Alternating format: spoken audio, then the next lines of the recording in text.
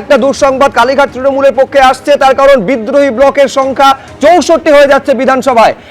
সরাসরি দেখবো কি বলছেন ঋতব্রত বন্দ্যোপাধ্যায়। স্পিকারকে চিঠি করেছেন, সংখ্যা আজকে 65। আমি কোনো নাম বলবো না। ফিরাদদা, ববিদা এসেছিলেন, ববিদার সঙ্গে দীর্ঘক্ষণ কথা হয়েছে। আপনারা জানেন যে ববিদা এর আগেও এসেছিলেন, আর ববিদার সঙ্গে ব্যক্তিগতভাবে আমার সম্পর্ক খুব ভালো। আমরা ওখানে একটা আড্ডা হচ্ছিল, অনেক অনেক অনেক সিনিয়র মন্ত্রীরা, এক্স মন্ত্রীরা তারা ছিলেন, সিনিয়র এমএলএরা ছিলেন। প্রতিদিনই যে যখন পারেন আমাদের এখানে আসেন, তো স্বাভাবিকভাবে অনেকে এসেছিলেন। তার মধ্যে অবশ্যই অন্যতম গুরুত্বপূর্ণ যিনি ছিলেন তিনি অবশ্যই ফিরহাদ হাকিম, কলকাতার প্রাক্তন মহানাগরিক, রাজ্যের দীর্ঘদিনের মন্ত্রী, বর্ষিয়ান রাজনীতিবিদ, ব্যক্তিগতভাবে আমার অভিভাবকও বটে।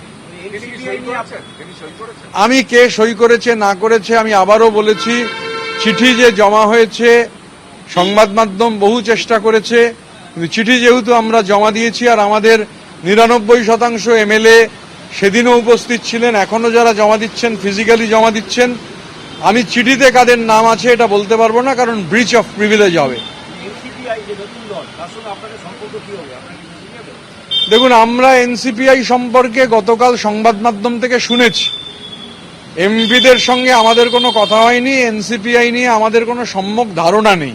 স্বাভাবিকভাবে যে জিনিস নিয়ে ধারণা নেই, আর পার্লামেন্টের মধ্যে যারা ছিলেন তারা এই বিষয়টা আমরা দেখেছি সংবাদ মাধ্যমে। এনসিপিআই সম্পর্কে আমি এবং আমাদের কালেকটিভেরই কারুর কোনো ধারণা নেই।